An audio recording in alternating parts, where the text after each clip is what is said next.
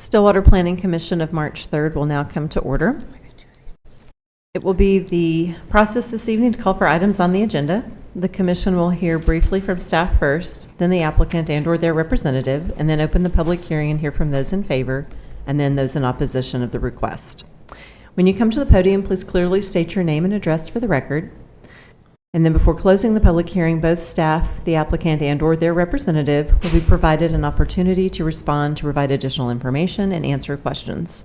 After all interested parties have spoken, the public hearing will be closed, and then we will hear closing remarks and alternatives from staff. First item on the agenda this evening for public hearings is to receive public comment regarding a map request amendment, map amendment, and we'll hear from staff. Yes, ma'am. Good evening, Chair, Vice Chair, Commissioners. My name is Henry Biebelheimer with Development Services, and tonight we're looking at a map amendment for 3398 North Charter Road. The request is to rezone from General Industrial, or IG, to Small Lot Single Family Residential, or RSS. Here's an aerial view. You'll see two different colors on your screen right here. We're looking at the property outlined in pink. Property outlined in green is a rezone request that goes with this property. They're for the same project. That will be the next item on the agenda. So just to familiarize yourself with both those shapes. So we're looking at the property in pink. This is just south of the southwest corner of Airport and Jardot. Here's the zoning map where you can see the existing zoning is IG, or General Industrial. That same zoning is to the north-south, or to the northwest, and then to the south we have some agriculture and RT, which is that residential two-family for a duplex development to the south of the project. And to the east, we are outside of city limits. The future land use map does call for moderate density residential at this location. What that means is we look at our word that goes with this. We'll call it a matrix. So what we're looking at today is single family homes. That is a 3 out of 5 appropriateness for moderate density residential. The comprehensive plan says it's one of the considerations is it's appropriate on smaller lots. Since we're rezoning to small lot single family residential, this does align with the comprehensive plan. So here's the conceptual site plan. This is to show kind of what we're looking at tonight. What we're looking at tonight is the rezoning request for this northern portion, which is the RSS, or small lot single family residential. The way we got to this weird shape is we did go ahead and go with a minor subdivision, since there was a proposed residential development that we're looking at tonight that had single family homes as well as duplexes and townhomes. We thought the cleanest way to do that was with 2 different zoning districts, and the cleanest way to do 2 different zoning districts was to do a minor subdivision to create those 2 different parcels. So we'd have one parcel being zoned RSS and one parcel, which we'll look at next, being rezoned to RTM. So that's kind of how we got to this shape of lots that we're looking at tonight. I'm open to answer any questions if you have any. Any questions for staff? I don't see any. Thank you. At this time, we would allow the applicant or their representative to come forward and provide any additional information.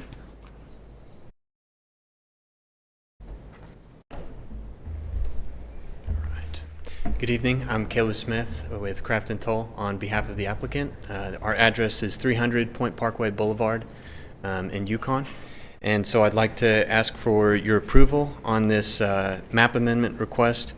We think that it fits well with the comprehensive planning, and I just want to reiterate everything that Henry said. He did a great job of going over it. But going back to, I can pull it up on the boards here or on. Yeah, just going through the screens would be better. Just the future land use or the existing zoning would be best. Perfect. Thanks. Thanks, Henry. So to the north is the general industrial, and also the existing site is general industrial. Both of those lots are currently vacant. To the west is general industrial, and that is developed as general industrial. I believe it's some sort of concrete, and then there's also like a tree recycling plant there as well. To the south, like Henry said, is the RT PUD, which is the 2-family. And so what our plan was with this development was to, instead of having an industrial development, was to technically downzone it into 2 different tracts of the residential, and to be able to go from the residential 2-family and the industrial through the townhomes, which is the next item, into the single family, which then abuts the exterior Payne County, which is outside city limits. So like Henry said, the comprehensive land use plan is for 10 to 14 dwelling units per acre. Just running through, for Tract 1, we have 98 lots on 36.9 acres, which is 2.65 dwelling units per acre. And for Tract 2, it would have 218 dwelling units of townhomes on 20.2 acres, and that would yield a density of 10.8. Just for total, to give you an idea, the way that would come out is this entire development has 316 dwelling units on 60.1 acres, which yields a density of 5.26 dwelling units per acre. And so we feel confident with our plan. We feel like it utilizes the comprehensive plan, and then also there is an existing 21-inch sewer line that runs through the middle of this development and a 12-inch water line that runs along Jardeau and then also over on Airport Road. So it is an efficient use of city utilities that are already there. Our developer is very experienced in the metro in Oklahoma City, and they're looking to move out into Stillwater to add their product to your city. So I'd be happy to answer any questions. The spiel or the proposal for both will be very similar, so I'll try to keep the next one a bit shorter, but happy to answer any questions. Any questions for the applicant? How will buffering be handled next to the remaining IG? So the remaining IG, are you talking about on this tract or on the upcoming tract? It could be The- both, but this task. Okay. This tractors. On this tract, I think if I switch over.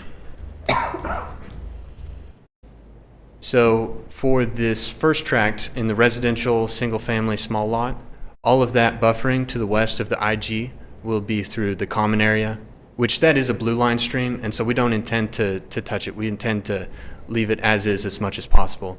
There's one roadway crossing that we can't get around, and that's just for access for the development. So that would be the buffering for that one. And then the buffering for the townhomes would just be those townhome lots. And generally, there is already a tree line there on the industrial side that shows that buffer there. Okay. Yes, sir. So on the west side, the intent is to leave the existing trees in place. There are existing trees in place on the adjacent property. On the Yes, adjacent to the property, west. so not, okay. We're not planning for that with ours. We certainly could, and we'll definitely look into it. And it just depends on the developer and how he thinks if people would really require that buffering to be able to feel it adequate to live there. Well, that's a lot of residences. I'm not familiar with Jardeau so much up in that area, so are there any concerns with traffic or access off Jardeau? So I don't know off the top of my head if this would trigger a traffic impact analysis, but just by looking at this, the residences that you mentioned, and looking at, so we anticipate that this would add about 2,300 vehicles per day. And just to give you an estimate of how much is going along Perkins there's about 13,000, and along State Highway 51, again, another 13,000. So this would be a small drop in the bucket compared to that, but when we do move forward, if this map amendment were approved, with the platting phase, we would be able to look at the full traffic impact of like the intersections of Jardeau and Airport, and then also Jardeau and Lakeview. We'd be happy to look at those. Jardeau is 2-lane there, right? Yes, sir, yeah. One lane in both directions. Yeah. And I think in preparation, we actually did do a traffic impact analysis. I haven't fully read through it, but we were planning that, so we do have it on file to look at that, and so we can go in more depth during the platting stages. Sounds good. Thank you. Yeah. Any other questions for the applicant? Thank you. Thank you. Just a moment, sir. At this point, we would open the public hearing, and so once we've opened the public hearing, this is when we can hear from the public. So what we typically do is take those that are in, do we have anything written down for this one? Okay. Okay. So what we typically do is take those in favor first, and then we have those in opposition second. And if you have just a general question, you could ask it at either point in time. So if you're in favor, I would ask anyone who's in favor in the audience to come forward and state your name and address for the record.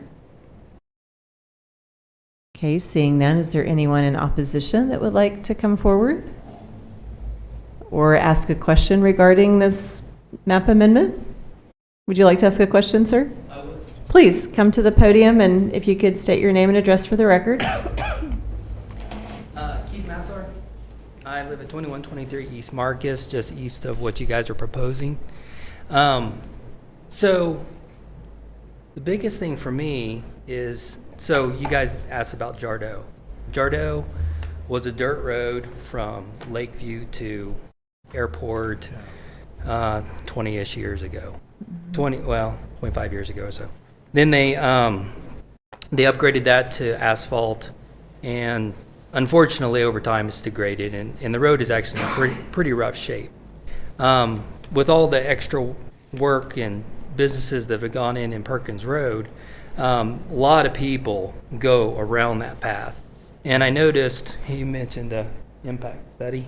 There was monitoring set up on Jardo, so you guys should have those numbers of the current amount of traffic that goes through there.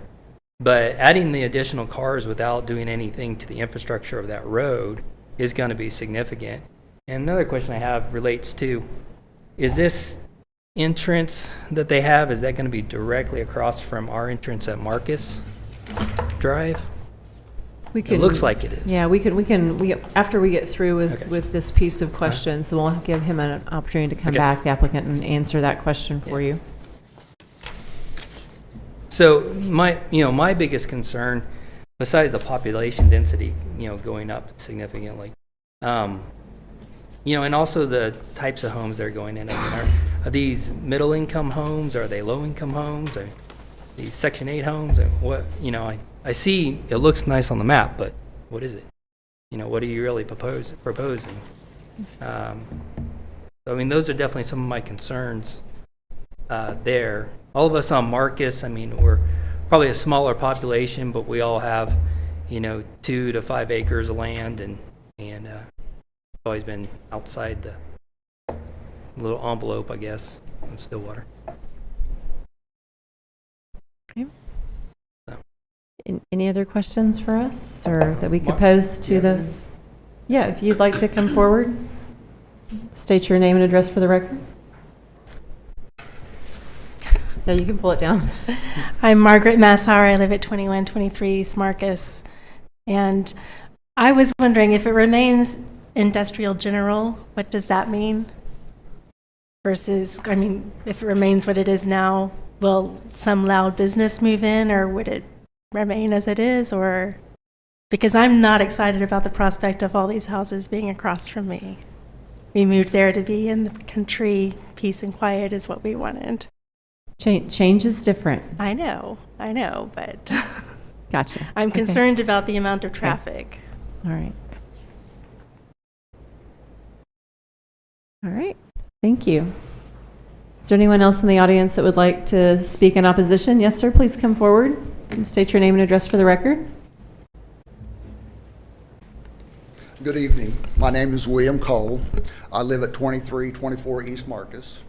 I guess I came here tonight just to listen. I don't know if I'm in favor or against this just yet. I guess what was failed to be mentioned, you talked about everything that's inside the city limits, but you didn't discuss or look at what's going on outside the city limit.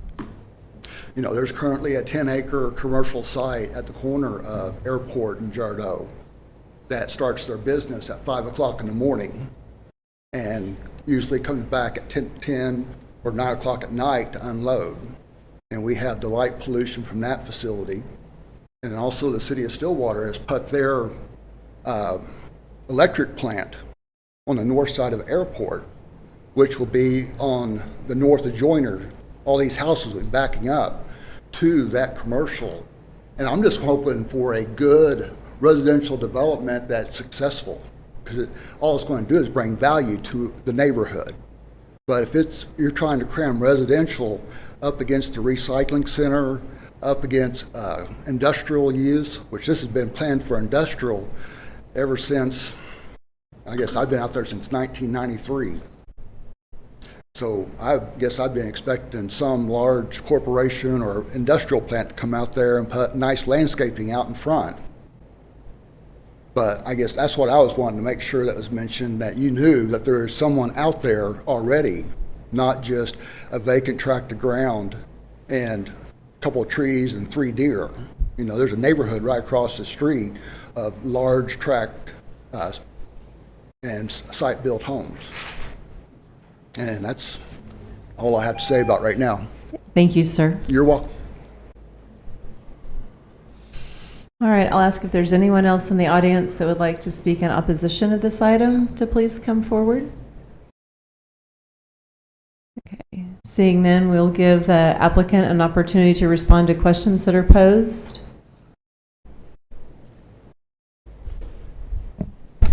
Yes, thank you for bringing up those questions, and thank you for bringing up the traffic and the existing zoning. So I'll go back to a couple different maps to just walk through a few of the concerns that were brought up. So this tract, as it currently sits, is zoned as general industrial. And so the property to the west is fully developed as general industrial. And it is currently, I believe, a cement plant, and then also a tree recycling plant. So it's not exactly, when you drive up and down Marine Drive, it's not quite as aesthetically pleasing as you would have if we had like a brand new subdivision with a brand new arterial fence, and then if you also had additional enhanced landscaping along it, like comes with most new developments. And then to answer the question about any additional traffic and the traffic logs that were mentioned, I believe those were by our engineer that did the traffic impact analysis. He also did one that was for, I believe, like a data center or the hub that was just up north. And so he was factoring in all of those when he was looking at the different intersections as far as Lakeview and Jardeau and Airport and Jardeau and Perkins. And so just trying to project forward as Stillwater continues to grow, would these intersections and would these roads, even though they are the 2-lane, 1 lane in each direction, would they operate at an adequate level of service? And in that report, I have it with me, but we didn't submit it to staff for the zoning. But we did evaluate, and it is showing that they do work at an adequate level of service. And so, and then just lastly, as far as traffic goes, and you mentioned the roadway condition as well, a general industrial development that would be allowed by right here would cause, I would argue that it would impact the roadway more than residential traffic would. Passenger cars are much lighter than trucks that come and go, and they're often, they're very frequent in industrial settings. So I believe the road would be better maintained with residential development. And then also, as you have more and more residents that are out there, the city would be able to prioritize those roadway improvements more as time comes. So I'm forgetting if I missed any of the other questions. I believe it was also asked about the density and also the Could you, I think they talked about like an income, which may be Yes. hard for you to project. So I think if we could just know like the density, the number of don't people. think that's really. No, I was going to ask if we could ask like, is there like a footprint of like a size of home to give an I don't idea? think that's Yes. really appropriate. The question is whether or not this is a good use for single-family residential homes. Those questions can be later when we're platting and development comes Okay. forward you all. At that time, right now this is a conceptual plan. They will bring back a more solid plan for you to review and discuss those issues of the So traffic could- studies, all those items. Could we reference an existing subdivision that has a similar density to get to the density question that they're asking? Because I know if you don't work in these numbers every day, like some of us do, it's hard to understand like how many homes is that and how many people is that based on a single lot. So and I'm going to look at staff and say, is there anything you could maybe be thinking currently that we could reference that is similar to this?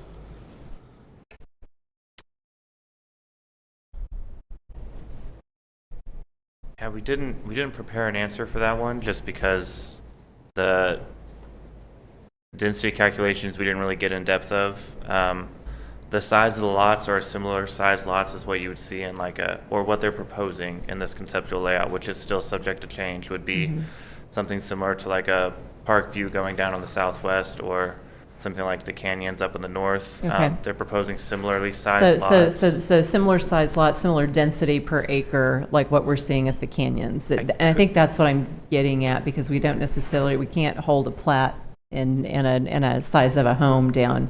But what we're talking about with residential, single-family, small lot is kind of a density per acre. So a similar density per acre would be the canyons. And one distinction I would make is when you would calculate like density per acre, you would normally do like the full platted area being platted, and this one does have some rather large common areas. Outlots, right. Which might decrease that overall density per acre, but the size of the individual lots in this layout are proposed to be similar. Okay. Yeah. Right. And I think there was a question which I think the legal counsel is going to tell us that we can't really address the road approach at this time until we have the plat. Correct. And that'll be addressed at a later time. And the plat will come back to this body to consider at a later time as well. So those more detailed kind of things about where the intersection would be, where the entrance would be, that we don't really know at this time. So we'd have to look at that It's very at a later date. conceptual at this stage. And I apologize for answering anything beyond the scope of That's okay. the zoning. I understand that we really want to talk about the zoning and the density of it, and just does this zoning really conform with your comprehensive plan as you've adopted, which I would argue with moderate density, a single family, even on small lots, is about as rural as you're going to get with this comprehensive plan that you guys have adopted. And so we were trying to create a development that did a nice job of creating some sort of buffer to the industrial on the west, some sort of buffer to the two-family, the duplexes of White Barn on the south, and then transitioning that gradually, because we do know that the adjacent to the east is rural county. And so there's also a vacant lot to the north that would likely be some sort of moderate housing or some sort of commercial in the future. So. All right. I think those were all the questions I had. Did we hit everything? Well, I might have misunderstood, but it seems to me if you're considering rezoning with the impact being a lot more people potentially, that the road would matter. The zoning of residential, single-family residential, that you need to consider is appropriate. Is infrastructure appropriate for this? Zoning, is that use appropriate? I'm saying at this stage we don't have those analyses completed because this is a conceptual. That will become at a later time when we can get more specifics of the traffic, the plating, because right now it's just conceptual. You can consider that it's going to be used in multiple lots for residential use. Who's responsible for the road, Jardo? Is that a city road or county? Staff. Down the middle? Wow. I honestly don't know that answer. Well, currently, the city does maintenance, everything south, Jardo from Eagle Heights Baptist Church. The county is doing everything to the north of there. Since the city has both sides of the street. The city and the county have opposite sides, they split. Or they make an agreement. Okay. There are agreements in place between the city and the county of who's maintaining which roads. I'm not sure the section of Jardo which one it would be maintained, but I'll make sure to have that answer if we were to come back for a preliminary plat. But sorry, I'm just not sure right now. The gentleman could be correct. Thanks.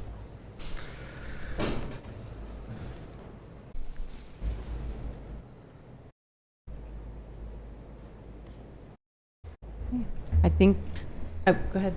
I was not specifically a question for the applicant, so if we want to finish Okay. that part. All go right. ahead. All right, so I don't think we have anything else for you to respond to on that. I did want to have staff come back and answer the question about the industrial general. Currently, did you have a listing of use by right to kind of respond to their question of what could go in there with the current zoning? Yes, ma'am. So here's the comparison of the uses of what's allowed kind of right now. I'll show you IG is the one on the far right of my screen, or general industrial. So all of these businesses are what would be allowed to come in with the existing zoning, and I can zoom in to make that a little easier. And we've got it here, and, yeah, there you go. So this is what would be allowed to come in right now. General industrial is our highest intensity industrial district, so kind of your highest intensity industrial uses are reserved for this district. Where in this middle column right here, you can see what would be allowed in the RSS or small lot single family district if the rezoning were approved, which is that conventional single family and residential design manufactured homes. If you'd like, I could also talk to the traffic impact analysis. I can say that that would be a requirement at the preliminary plat phase if the trips per day is either over 1,000 or the trips per hour during the peak hour is over 100. So they would kind of provide those calculations. If they go over that threshold, which it sounds like they might, then a traffic impact study would be required at the preliminary plat phase. At that point, can we make a stipulation of our approval of the preliminary plat road improvements? I believe so. Plats can have conditions, zoning cannot. Specifically for, right, but, okay. Also curious on landscaping requirements. For RSS, it does not have any. However, for general industrial, it does when abutting RSS. So if we change that, would those general industrials that are abutting these newly zoned have to accommodate those requirements, or are they grandfathered in and not They would be have to? grandfathered in, they would not have to go back and create those. Would that mean that they couldn't cut down those trees since that is currently a screening? There would be no requirement for them to maintain the existing trees. Okay. If they were to develop the site after this rezoning, then that would be a requirement, but since it was developed first, there would be no requirement for them to maintain that. That's what I figured. I just wanted to. Good question. So if on that, if the existing use were to, they could come and do whatever landscape work they wanted to do, but if they were to pull a building permit to do an expansion, would they then be required to meet these? It would depend on the specific expansion. Like if you're tearing down your building and building a new one, for sure. If you're doing new construction, yes. If you're renovating the interior, no. And there's some lines there in between that we'd have to look at based on the individual application.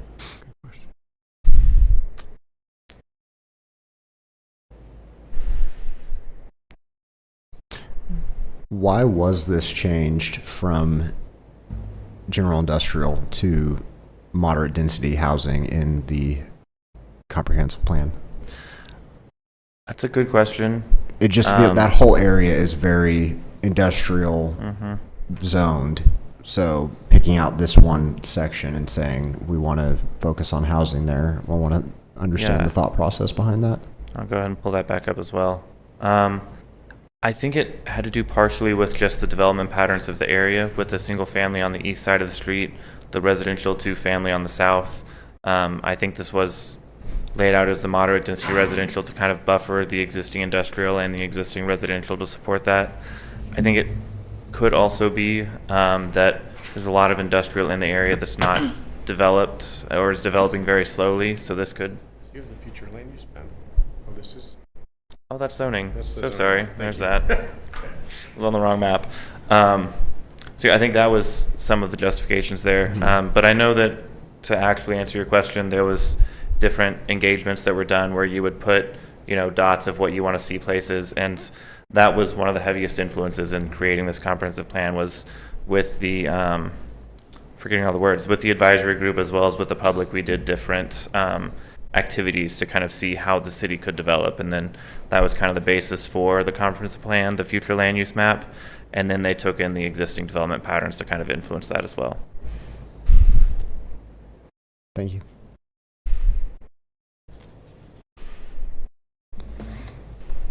So any other questions for staff before we close the public hearing? Okay.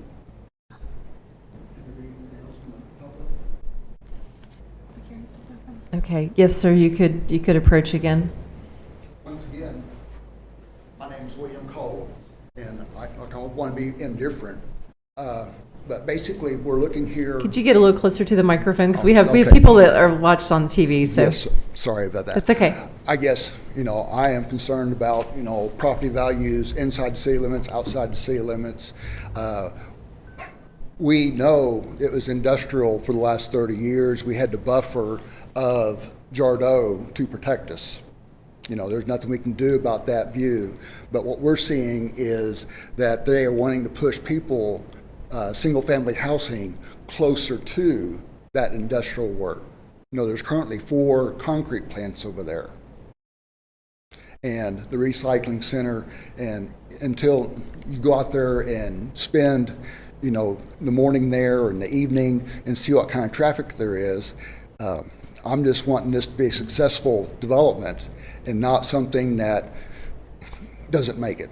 That's all my only concern. But once you do the rezoning, this is where we talk about just the use.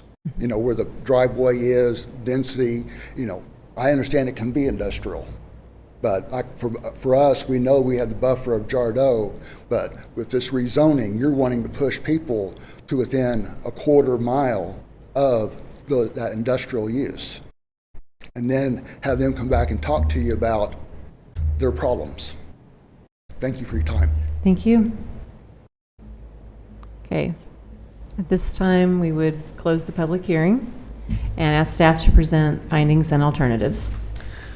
Yes, ma'am. So staff finds that the proposed single-family homes are allowed by right in the small lot single-family zoning district, and that the proposed map amendment aligns with envisioned Stillwater 2045. Your alternatives tonight are to approve, table, or deny, recommend approval, tabling, or denying the request. Staff recommends alternative number 1, which is to accept the findings and recommend that the City Council approve the proposed map amendment as presented. Thank you.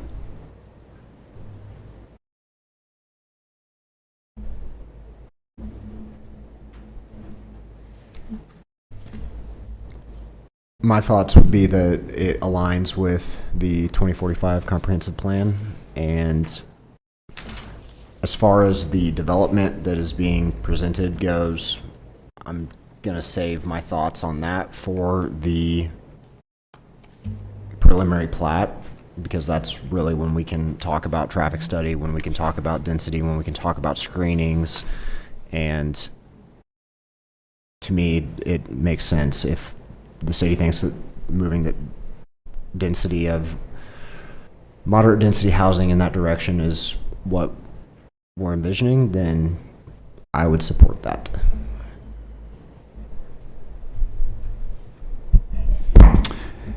I would concur with Commissioner Williams. I think there's a paucity of undeveloped land within the city, and we need housing stock. Of course, there's a concern of the quality of that, the infrastructure there.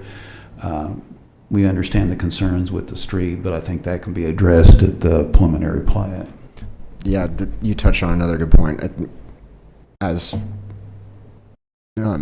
staff mentioned, part of the reason for rezoning it or thinking that we should rezone it to RSS is because it's sitting vacant, and we're not seeing the influx of need for general industrial, but we obviously have the need for housing, and there is a want to develop it. So giving them the opportunity there, it's obviously already being taken.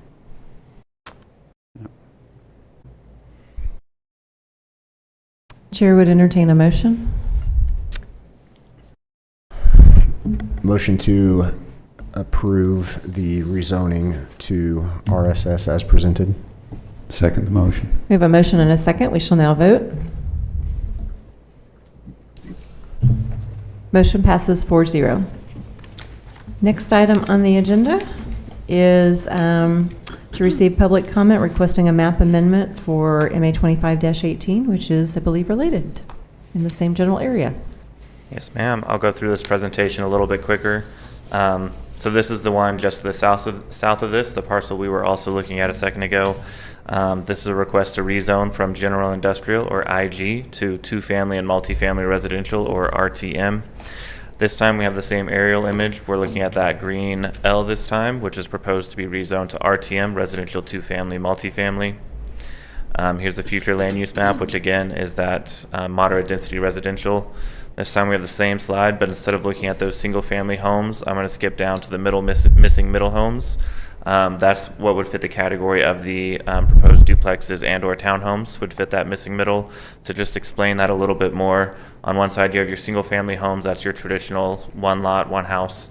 On the other side you have your multifamily homes, which would be like the standard like apartments, even on the smaller scale apartments. Those missing middles are everything in between there, which is generally what's being proposed with this RTM, residential two-family, multifamily. I say that all to say this is that 5 out of 5, very appropriate for moderate density residential. Here's the conceptual site plan, where you can see the proposed conceptual layout of the townhomes and or duplexes. Again, this is very conceptual in nature. This is just shown to kind of generally see why the lots are shaped the way they are. I'm open to answer any questions if you have any. Any questions for staff? I don't see any, thank you. So at this time, we would allow the applicant to come forward and elaborate on anything you'd like to elaborate with this development. Not too terribly much. I just want to keep this one much more briefer and shorter, so thank you. Henry did a good job of going over the missing middle homes, and I just wanted to mention that in the comprehensive plan, the townhomes as they're proposed fit perfectly within that missing middle homes. And also, I elaborated to this earlier, but it does do a good job of transitioning from the two-family on the south, the industrial to the west, into the single-family, and then eventually out into the county. And then there was one last question that was previously mentioned. You had a question about the future land use map and why this area was proposed to be moderate residential. I know that you guys just recently approved this Envision 2045 comprehensive plan. Your old 2030 plan also had this area listed as a high density residential. And so I think it was kind of just building off of that and the surveys like Henry mentioned. But it does seem like in Stillwater, the industrial does seem to be moving more to the north, up along Perkins, as you've seen the hub, and I believe another data center as well. So be happy to answer any questions, and certainly when we do get to the preliminary plating stage, dive further into the engineering and the access and everything else that goes along with development. So again, I believe that this fits perfectly well with your comprehensive plan and ask for your approval. Thank you. Thank you. Commissioners have any questions on this one? Yeah, you mentioned in the last request about the density. Could you repeat that for this area? Yes, sir, yeah. So this tract on its own, if you were to look at the total development, I could go through those as well. But if you were just to look at this tract, there are 34 total lots, which has 218 dwelling units on 20.2 acres. So that yields a density of 10.8 dwelling units per acre. And the comprehensive plan for this land use is 10 to 14. So that 10.8 lands nicely within the 10 to 14. Okay, thank you. Thank you. So at this time, we'd open the public hearing and ask if there's anyone in the audience that would like to speak in favor of this item to come forward. Seeing none, we would ask if there's anyone in the audience that would like to speak in opposition of this item to please come forward. Sure, please come forward. My name is William Cole. My address is 2324 East Marcus again. Once again, as spoken at the last applicant, we're just pushing more people closer to industrial use. And I guess one of the questions is, how did the existing duplexes get up there? Basically it was a spot zoning back, 20 years ago, where we just threw residential out there all by itself. And luckily it worked. Though they did have problems, they did have security gates. Some gates are currently, I don't know if both gates are still closed or one open for sure, but the north gate is still closed to limit traffic onto Jardo. And that was one of the conditions of that site plan. But once again, this is talking about zoning, so we had a residential use that was pushed out there to the limit, not bordered by any other residential development. And then it was successful, thank goodness. And now we're here wanting to put more up against it and move it north, being surrounded by industrial. Once again, I just want to make sure that we can push people close enough to those uses that they can be happy living there. Thank you for your time. So your concern's primarily with those who might buy the lots? Yes, sir. Okay. You know, basically, if you're going to raise a family, have dogs, and have a backyard, where are you going to enjoy your property at? And basically, you're not going to enjoy it on the front yard, you're going to enjoy it in your backyard. And if your backyard butts up to industrial activities that start, you know, as soon as, you know, concrete trucks are leaving the plant at, you know, 6:30, 7 o'clock in the morning. So they go to work, and when the noise wakes everybody up, you either get up or you find a better way of getting to sleep. The concerns you're talking about, though, they exist, right? These businesses. They do that. They're there. No doubt that they're there. Approved by city staff and whatever board it needs to. But you're wanting to put people within, you know, 660 feet of an operating concrete plant. Nobody's forcing them to buy them, though. Well, that's why I'm wanting it to be successful. I want someone to buy it. You know, let's put something that people can use and be happy to live there. I guess that's the developer's risk. I know that is, there's risk, and I just want him to be successful. I'm not indifferent. I just want to make sure we have a quality development being pushed up against industrial activities. Just like when you warn people when you move out to put a development next to the airport, you can't come to us and tell us to move the airport. It's there. Buyer beware. But right now, it's the same here. You know, you're allowing it to be rezoned for residential use, and yes, buyer beware, but I want a successful development in this area because basically it's close to my home and it's good for Stillwater. Yeah. You know, I'm just wanting the best we can put out there. Not the most, but the best. Okay, thank you. You're welcome. Clarifying. Thank you. I'd ask if there's anyone else in the audience that would like to come forward this evening. Seeing no one, we'll close the public hearing. I didn't necessarily hear any new questions that were asked, so we'd have staff come forward and present findings and alternatives.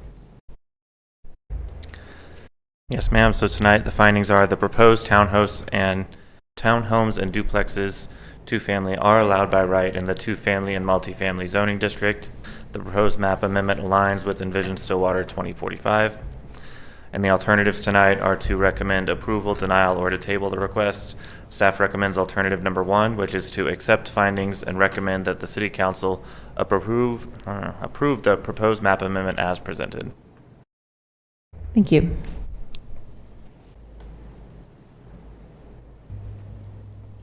Any discussion amongst commissioners?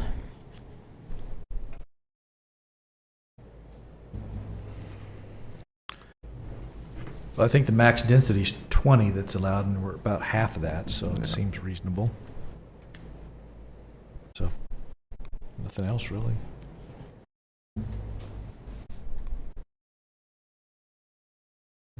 Chair would entertain a motion. Motion to approve the change to RTM as presented. Second. We have a motion and a second. We shall now vote. Motion passes 4-0. Next item on the agenda is to receive public comment regarding requests for a specific use permit, SUP 2601, and we shall hear from staff. Yes, ma'am.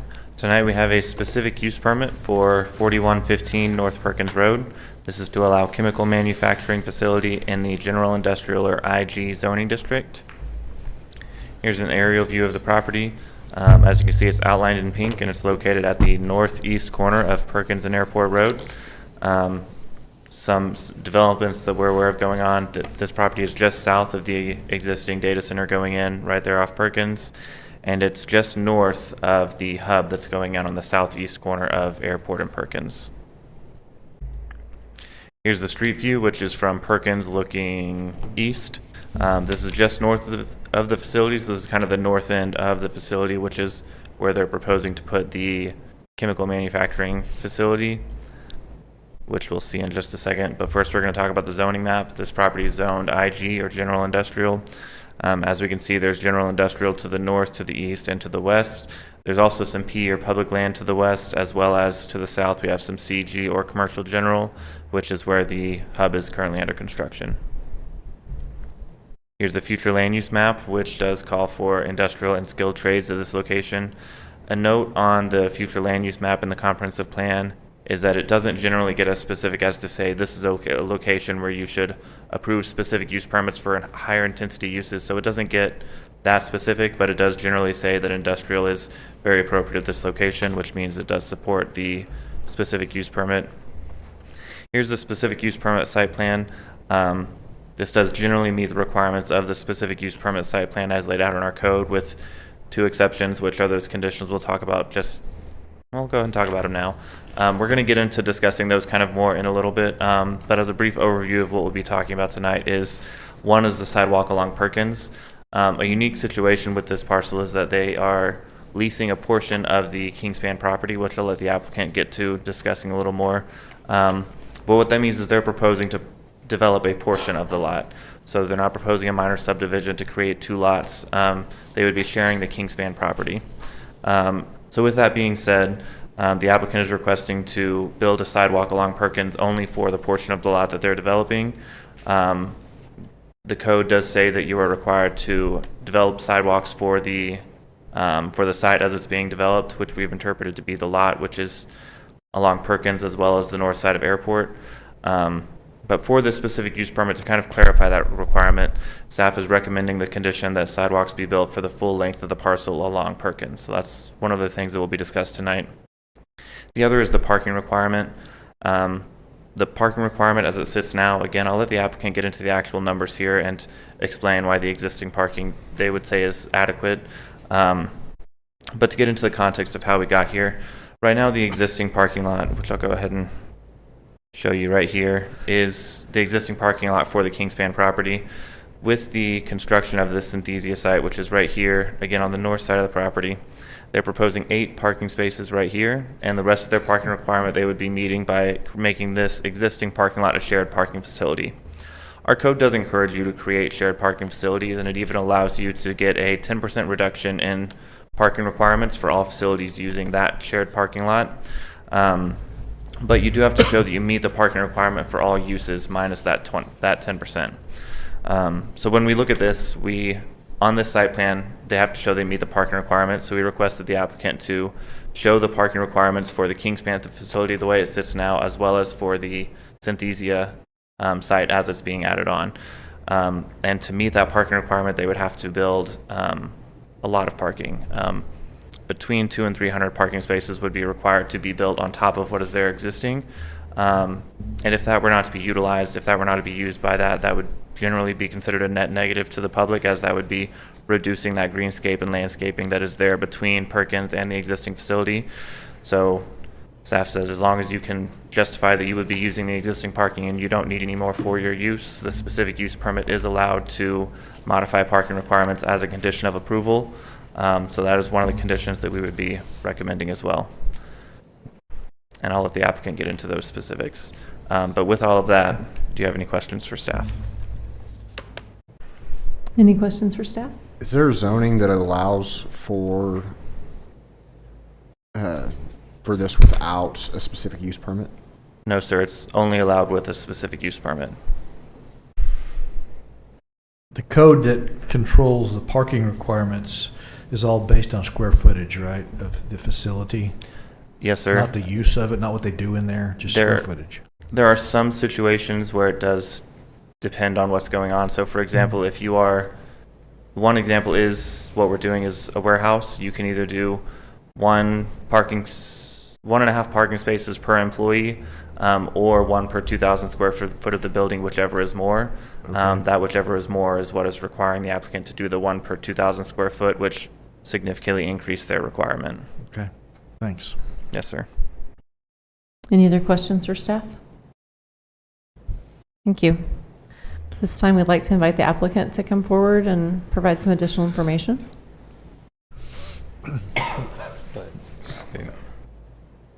Don't touch my key.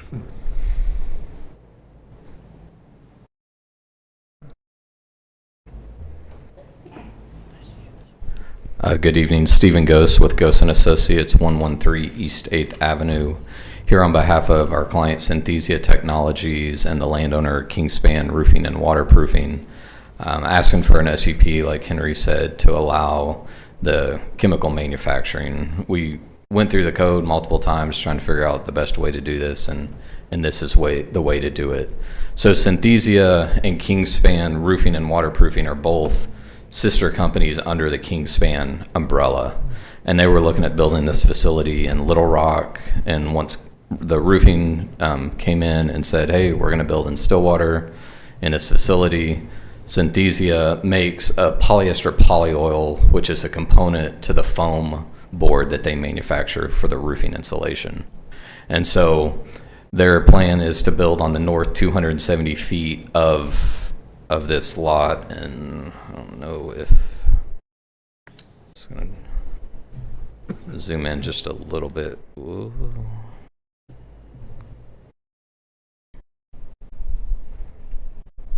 On here, and you can see, so we tried to color up a little bit, but this is how engineers color, not landscape architects, so you'll have to pardon. But one driveway out onto Perkins Road coming in, utilizing part of the existing Kingspan fire lane on the west to create a full route through. I realize you guys can't see really too well the mouse we're using, but it's going to be a 3-phase project. The initial phase is a warehouse, office space, and manufacturing, and 1 reactor tower. And then phase 2 will be a second tower. The phase 3 will be a third tower, plus this future warehouse on the west side. There is a loading dock with truck dock height in the first phase of the warehouse. Then these circles to the east are tank farms for the components that go into it. There's some liquid components. There's also some dry components. The primary component is a recycled plastic, so polyester water bottles and whatever. They'll come in shredded in super sacks that will sit in the warehouse. There's some dry acids that are part of the process. So all that, the Synthesia and Kingspan both really try to do what's best for the environment. So that's coming in on this site so they can be close. There will eventually be a pipe running from one of these tank farms over to the building to feed Kingspan directly for that board. And then once the second and third phases are online, they'll produce that material and ship it to other Kingspan facilities in the US, and also probably competitors that need the material. So just some of the sizes real quick. The manufacturing piece of it's about 10,800 square feet. The warehouse, all said with both components, is about 56,000 square feet. The office and lab space is 5,800 square feet. And all of this, and the office is within that first building in the warehouse. Henry touched on parking. It's not on this plan, but the primary parking will be in that parking lot in front of Kingspan. There'll be these 8 spaces up by the office for the general manager, superintendent, and visitors that they expect to have. When we ran calculations for all of it based on the square footage per use, it was 350 parking spaces would be required for both facilities. Talking to them how they function, they plan on functioning here and other facilities they have, and also looking at other parking requirements in other communities. That 1.5 spaces per employee at maximum shift was kind of that sweet spot of you don't overpark it, you don't underpark it, you allow that transition. And with the number of parking spaces, there's 173 spaces out there today. On Kingspan, we're adding 8, so that's 181. And if you do the 1.5 spaces per employee at max shift, it's 102 spaces required. So we're at almost 2 times by really not adding any parking other than just that little bit by the office. The chemical manufacturing, this is kind of a rendering of what the building's more than likely going to look like. There's going to be some changes to it as we go through. They're at 30% design phase right now, so they're not waiting to get approval. They're hoping and crossing their fingers that things go good here and at City Council. But you can see this, what they call the reactor tower on the east end. That is 85 feet tall. For point of reference, I looked today. It appears that the stair towers at Boone Pickens Stadium and the grain elevators down at the mill are about 110 feet. So this will be less than that. There are facilities that they have in Barcelona where they have, I think, 50 plus of these are all open-sided. In Stillwater, because of the weather and because of the residential to the west, they're going to enclose them. So again, it'll help. We won't have a Christmas tree out there of lights. And then also it'll just help them with the wind and the weather we have to protect their employees and their equipment. The higher part of the warehouse is 40 feet, and then the lower piece is about 25 feet. This is just a rendering from the other angle. This is a cross section. You can see the tower, all the components in it, the warehouse piece, and the manufacturing. Our client did prepare a sound study, which you guys have in the report. The equipment that is on this table, the delivery trucks are the largest noise generator. So everything else is quieter. And so they did this assuming they're sitting outside. They're all going to be in an insulated building. So the sound, really the only sound you're going to hear from it is the idling of the trucks as they come in. And then one thing I didn't mention, in the third phase, they're working with Kingspan to extend rail to that third tank farm, so they'll be able to take bulk deliveries in and ship product out on the rail line. I got some other slides in here if you guys have questions later that we might try to answer, but that's really the gist of what we're asking for. And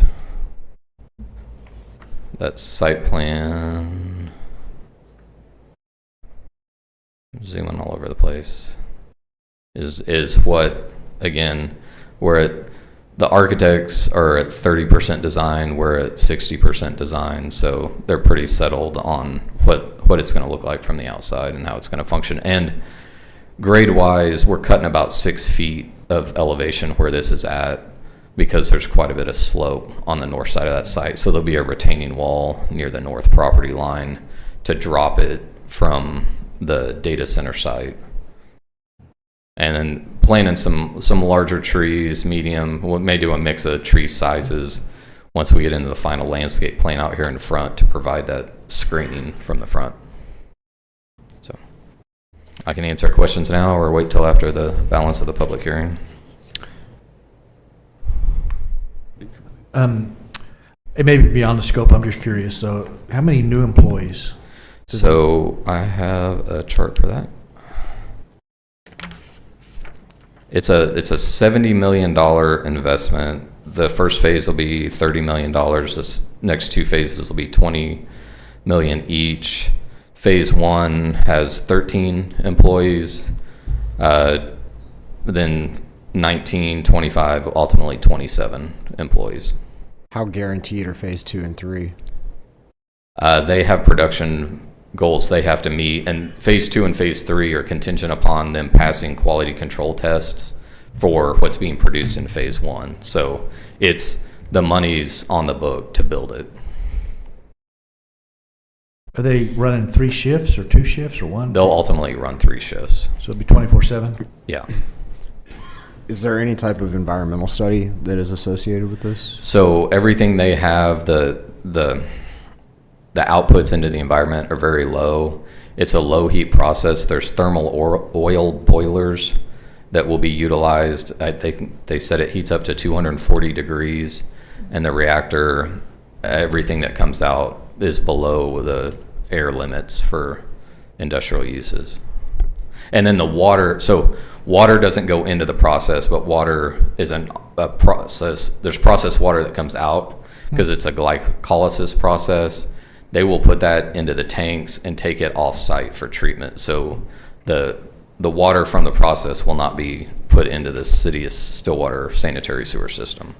And then I would assume that ensuring that the facility is meeting all of those requirements is part of the building permit process. Yeah, and I'm sure there's some permits they'll have to go through with the state and other things that will be handled by, they have consultants handling the environmental piece of it. Okay. And that's dictated by state DEQ. There's probably state rules, national rules, yeah. And just the way they operate, they're very forward thinking, I guess, is the best term, and being kind to the environment, and it's just what they do. Do you know if any of those factor in distance relative to residential areas? I don't know.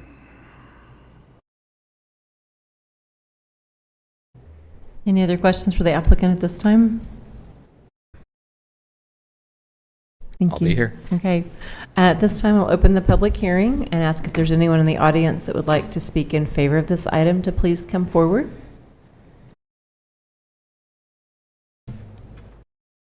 Seeing none, I'll ask if there's anyone in the audience that would like to speak in opposition of this item. Seeing none, we'll close the public hearing and ask staff to present findings and alternatives.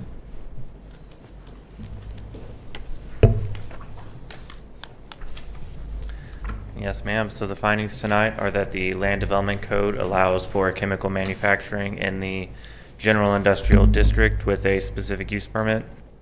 The proposed specific use permit for chemical manufacturing aligns with Envision Stillwater 2045. Your alternatives tonight are to recommend the City Council approve, conditionally approve, deny, or to table a request for a future date. Staff recommends alternative number 2, which is to accept findings and recommend that the City Council conditionally approve the specific use permit as subject to conditions being met, which can include but are not limited to construction of a 6-foot sidewalk for the full parcel length along Perkins Road frontage, and the parking requirement being based on 1.5 parking spaces per employee on the largest working shift. Thank you.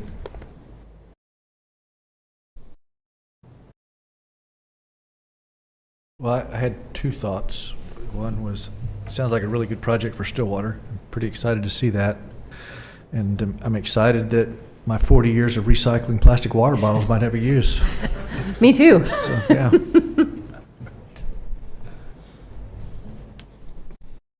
Yeah, I think it makes perfect sense to have them do the sidewalk and then base parking off of number of people actually working there, not square footage of the facility. I don't want them building a bunch of parking for no reason. Makes a lot of sense. I would agree. Chair would entertain a motion.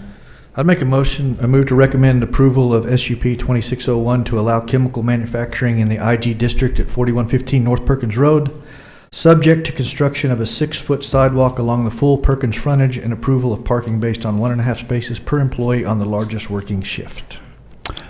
Second. We have a motion and a second. We shall now vote. Motion passes 4-0.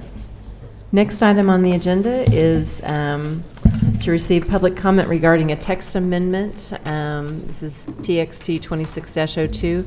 I believe that staff had asked to table this until the next Planning Commission meeting of March 24th because there was some additional information and I think modifications that staff wanted to vet. So Chair would entertain a motion to table this until March 24th. So moved. Second. We have a motion and a second. We shall now vote. Motion passes 4-0. All All right. Next item on the agenda is any reports from officers and boards. We have any items? Nothing miscellaneous? Okay. We do have a note here that the next regular meeting, and let's see, we just moved it to the 24th. This says the 23rd. 23rd's a Monday. Okay, so 24th would be our next regularly scheduled meeting. And the last item on the agenda would be adjournment. Do I hear a motion to adjourn? So moved. Second. We have a motion and a second. We shall now vote. Motion passes 4-0. We now stand adjourned.